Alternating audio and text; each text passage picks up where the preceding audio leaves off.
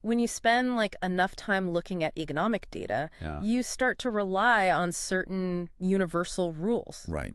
You absolutely do. You expect a country's macroeconomic chart to function almost like an X-ray of its society. Yeah. You assume that if you pump vast amounts of money into a developing nation, well, the human condition is just naturally going to improve right alongside that wealth. Exactly. I mean, it's basically the foundational principle of development economics. Right. When a nation's wealth goes up, the overall health of its citizens goes up. Better infrastructure, better sanitation, more food security. Yeah. These things just naturally follow a rising gross domestic product.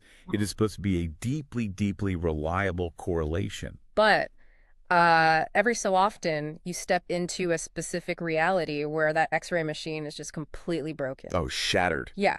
You look at the macroeconomic charts, and they are literally soaring into the sky. But then you look closely at the ground. You look at the actual people. Exactly. You look at the people, and you realize an entire generation is physically shrinking. It's chilling. It is. And that is exactly what we are looking at today in this deep dive. We are unpacking a phenomenon where an economic miracle is somehow hiding a total biological disaster. Right. It is a diagnostic puzzle that had economists and public health officials just scratching their heads for years. Seriously. We are diving into a monumental stack of research today.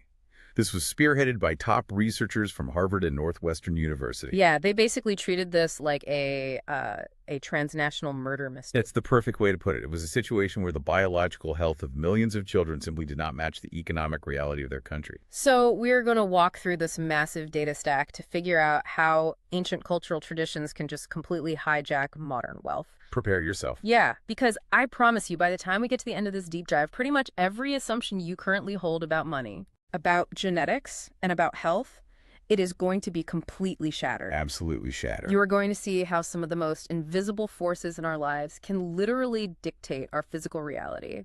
And, we really have to start by looking at the era when this paradox became undeniable. Right. If we travel back and look at the window between 1992 and 2005. Okay. India was experiencing an absolute explosion in economic growth. Right. This was the era of the great opening up. The GDP was just skyrocketing. Oh, completely. Growing by over 6% a year on average. Which is massive. To put that in perspective, that is a transformative boom. Wealth was pouring into the country. Right. New industries were flourishing. Millions of people were supposedly being lifted out of absolute poverty. Exactly. So you would expect to see the physical markers of childhood development transform almost overnight. And here's the crazy part. Money buys health, right? That's what we think. Wrong. So wrong. Completely wrong. Because when you look at the children from that exact same period specifically, when you look at the rate of stunted growth, it barely budged. And wait, let's just clarify stunting for a second, because it's not just about being a little short. No. Stunting is a severe developmental marker. It indicates chronic malnutrition and recurrent infection during early childhood. Right. It permanently limits cognitive and physical capacity. It's permanent. It is. And during this massive economic boom, the stunting rate dropped by a microscopic 0.6% per year. That is nothing. It's nothing. By the year 2005, a staggering 40% of kids under the age of 5 were still classified as stunted. Okay, let's unpack this, because it genuinely defies all logic. It really does. It's like watching a family win the lottery, right? They upgrade to a sprawling mansion, they buy luxury cars, and yet the kids living inside the house are somehow still starving. That is the exact paradox the researchers set out to solve. Because this wasn't just a weird quirk in the data or like a slight lag in the reporting. The economic charts were pointing straight up, but human biology was refusing to follow. It was a silent catastrophe. A total failure. Vast national wealth was completely failing to translate into basic physiological development for almost half the country's youth. So to figure out what was actually going on, you need a massive lineup of data, right? You need a huge scale. Yeah. To catch a killer, you need a massive lineup. You need to pull back and look at this on a global scale to see where the anomaly really lies. And that is exactly what Rohini Pandey, she's an economist at Harvard. Right. And Seema Jayachandran from Northwestern University did. They built an absolute dragnet of demographic information. What's fascinating here is just the sheer scale. No, it's They unprecedented. didn't just run some, like, small regional survey. They pulled the comprehensive health and family data of precisely 174,157 children. Huge sample size. And they didn't just look at India in a vacuum either. Right, they took this massive data set from India and compared it directly against the data from 25 different sub-Saharan African countries. Just wrap your head around that number for a second. We are talking about the detailed biological histories of over 170,000 children. It's the largest height comparison in human history. Exactly. We are taking a nation of 1.3 billion people and putting it under a microscope right alongside an entire continent. And the reason you compare India to sub-Saharan Africa in this context is to establish a baseline. Right. A baseline of developing economies. Exactly. They were looking for discrepancies. They wanted to see how Indian children fared against children in countries that, on paper, had significantly fewer economic resources. And the anomaly they found is just glaring. Oh, it jumps right off the page. When you line up the data, India absolutely wins on almost every single metric you can think of. Every single one. Except the one that matters the most. Right. Let's look at the baseline environment. Compared to the sub-Saharan African average, India obliterates the competition. It's not even close. The Indian environment was fundamentally richer. They had higher per capita wealth. Yep. They had significantly longer average life expectancies. The maternal literacy was way higher. The structure was better. But yet Indian children were measurably shorter. Across the board. On average, they were significantly smaller than African children growing up in objectively poorer environments. So what does this all mean? It's like a marathon runner who trains flawlessly, wears the best shoes, has the best diet, but somehow keeps losing to someone running barefoot in the mud. That's exactly it. How is India losing this specific race? To really understand how severe this disconnect is, we have to visualize the data. Okay, paint a picture for us. Imagine a classic scatter plot graph. Got it. Along the bottom, going from left to right, you have national wealth. So richer is further right. Exactly. And along the vertical axis, from bottom to top, you have the average height of the children. Now, when you plot the 25 African nations on this graph, they form a remarkably neat, upward-sloping line. More money equals taller kids. It's a beautiful, logical progression. But then you take India's data. Right. And India doesn't just deviate slightly. It is a lone, isolated red triangle plummeting far, far below that line. It's just falling off the chart. It makes absolutely no mathematical sense. Mm-hmm. India is an extreme outlier. Given its wealth, it should be sitting high up on the graph. Instead, it's deep in negative territory. This visual anomaly is the smoking gun. It proves the system is broken. India's height deficit has nothing to do with its wallet. The money is there. The calories are in the country. The height is not. Exactly. Now, whenever this topic comes up, people immediately want to reach for the easiest excuse. Oh, I know exactly what you're going to say. Genetics. Yes. They say, well, it's just DNA. Indian people are naturally shorter. You can't fight genetics. Right. And we need to emphasize this point right now. Stop blaming DNA. DNA is completely innocent here. Completely innocent. Because the World Health Organization actually ran a massive multi-year study specifically to answer this question. Right. The WHO tracked children from elite, wealthy families in diverse locations. Norway, Brazil, Ghana, Oman, the U.S., and crucially, India. And these were kids with perfect environments. Perfect. Excellent prenatal care, breastfed, perfect nutrition, protected from diseases. And what they found is amazing. They proved that if you give a human child optimal food and care, their biological growth potential in the first 5 years is basically identical. It does not matter what continent they are born on. A child in Oslo, a child in Rio, and a child in New Delhi all have the exact same genetic blueprint for early height. And Pandey and Jayachandran proved this locally too. When they looked strictly at the wealthiest, best-fed children within India, those kids grew exactly to the global baseline. So here's where it gets really interesting. If it's not genes holding them down, there is an invisible hand actively pressing on the tops of their heads. Something is pushing them down. Right. Who is pushing them down? Well, to find that out, the researchers realized they had to stop looking at national averages. They had to look inside the individual homes. The answer wasn't in the geography? No. It was in the birth order. Oh, wow. They had to look at the siblings. And the moment they broke the data down by birth order, the results flipped everything. Let's go back to that question. Are Indian children naturally short? No. Not at all. Because when you isolate just the firstborn children, the Indian firstborns are absolute giants compared to the African firstborns. This completely blew my mind. An Indian family's firstborn child enjoys a massive height advantage. They are taller than the kids in Africa? Exactly.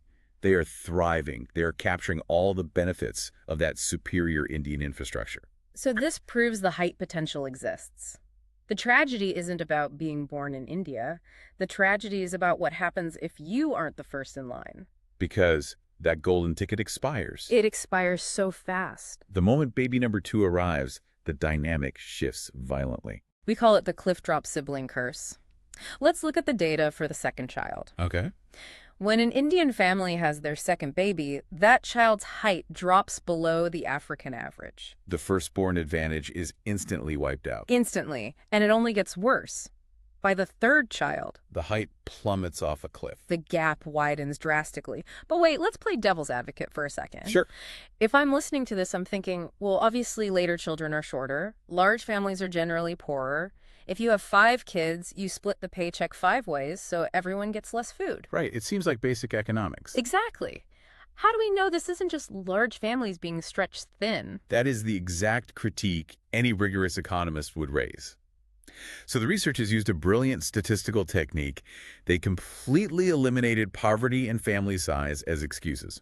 How do they do that? They didn't compare a rich family with 2 kids to a poor family with 5 kids.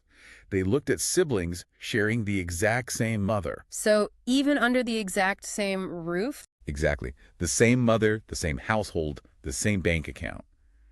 They froze the family's economic status. Wow. And even when you hold the household wealth completely constant, the second child is severely punished. And the third child is punished even worse. That eliminates every single excuse. It's not that the family is just too poor to feed everyone. The resources are literally inside the house. But they are being systematically withheld from the younger siblings. Yeah. It is a deliberate, ruthless calculation. And it gets darker, doesn't it? Because this robbery doesn't just start at the dinner table. No, it starts way before that. It starts in the womb. Stolen assets in the womb. The researchers looked at the maternal health care data, and they saw this terrifying pattern of prenatal neglect. When an Indian mother gets pregnant with her second child, she gets significantly fewer prenatal checkups compared to her first pregnancy. Like almost half a visit less. But by the third child, an astonishing 1.4 fewer checkups. And it isn't just doctor visits. The iron supplements vanish. The tetanus shots disappear. It's like the parents look at the positive pregnancy test for the third child and just decide to cancel the biological subscription. They actively withdraw their investment. The unborn child is starved of assets before they even take a breath. But why? Why would parents who know how to get prenatal care suddenly stop going? To understand that, we have to revisit that firstborn advantage. Because when you dig deeper, that advantage is a massive illusion. It's a total lie. It's a warped dividend. The researchers separated that firstborn data by gender, and they discovered that the amazing height advantage Indian firstborns had, Yeah. it only exists if the baby is a boy. Oh my God. So if the firstborn is a girl, the advantage just evaporates. Instantly. The firstborn girl in India does not get the life jacket. She is measurably shorter than a firstborn African girl. So the firstborn advantage is actually just boy privilege. Exactly. This raises an important question. Who is pulling the levers on the family's resource machine? It's entirely dictated by gender. But we have to ask why. Why is a son considered so overwhelmingly valuable that parents will systematically stunt their other children? To understand the root of this, you have to confront a 2,000-year-old ghost. The law of ritual over life. Right. In Hindu tradition, the eldest son is paramount. He inherits the wealth, he cares for the parents, and crucially, he is the only one who can light the funeral pyre. Okay, let's unpack this. The parent soul's finding peace literally depends on the eldest son. Yes. If he doesn't light that pyre, they cannot achieve salvation. So the parents are literally trading the biological health of their later children to buy spiritual insurance for their own afterlife. That's exactly what the data shows. The eldest son must be flawless. He is the savior of the lineage. Which brings us to the deadliest position you can possibly be born into, a girl with only sisters. It is a state of extreme peril. If parents want a boy but keep having girls, they don't stop, right? They cannot stop. This is the fertility stopping rule. They keep expanding the family over and over again until a male heir is born. And this creates a massive demographic black hole. The older girls are suddenly in a family of 5 or 6 instead of 2. Their food, their health care, everything is mercilessly diluted. Just to fund the hunt for a male heir. And this completely overturns Western resource competition theory. Oh, this part is fascinating. Because Western textbooks teach that sibling rivalry is a zero-sum game. Right. Western theory says if you have no brothers, you get all the resources. But the Indian reality is the exact opposite. If you have no brothers, your parents will keep having kids until they get one, ruining your life in the process. It's a massive slap in the face to classical economics. Yeah. Having no brothers isn't a VIP pass. It's a death sentence by dilution. And the discrimination is so calculated, it brings us to the cold reversal at birth. A queen in the womb, an outcast in the cradle. Right. When a mother is pregnant with her first child, she takes her iron, she goes to the doctor. Because the baby might be the golden son. Exactly. The unborn child gets the VIP treatment because of what they might represent. But the moment the baby is born and revealed to be a girl, the postnatal care falls off a cliff. The vaccines, the iron pills, the doctor visits, they just vanish. What's fascinating here is the precision of the withdrawal. The investment was never in the child. The investment was a gamble on the child's gender. And once they lose the bet, they cut their losses. But we have to ask, is this just geography? Is it the water? Right. To prove this is cultural, the researchers looked at a different religion. They looked at Indian Muslims. And Islam doesn't mandate that an eldest son must light the funeral pyre. And what happens to the data? The curse breaks. Muslim families have a dramatically flatter, healthier height gradient for later children. So it isn't the water. It isn't the climate. Change the deity and the kids start growing again. And you see the exact same thing in the southern Indian state of Kerala. Ah, the matrilineal miracle. Right. Kerala has a deep historical tradition of matrilineal society. Women hold power. And when you take away the patriarchy, the kids stand tall. The sibling height penalty completely vanishes. It is a straight, healthy green line. This is the ultimate proof.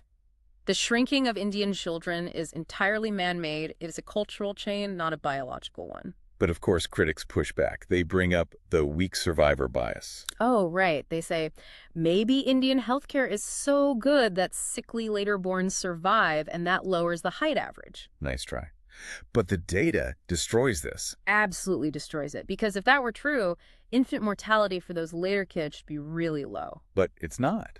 Infant mortality for later-born Indian kids sharply spikes. It goes way above Africa's rate. So we can't hide behind the miracle of modern medicine excuse. They aren't surviving because they are saved. They are shrinking because they are neglected. And a lot of them are dying. Yeah. Then the critics try the biological limit hypothesis. Right. Stop blaming the mother's tired body. People say mothers just get physically exhausted after having multiple kids. But the researchers statistically locked in the mother's age, her height, and the time between births.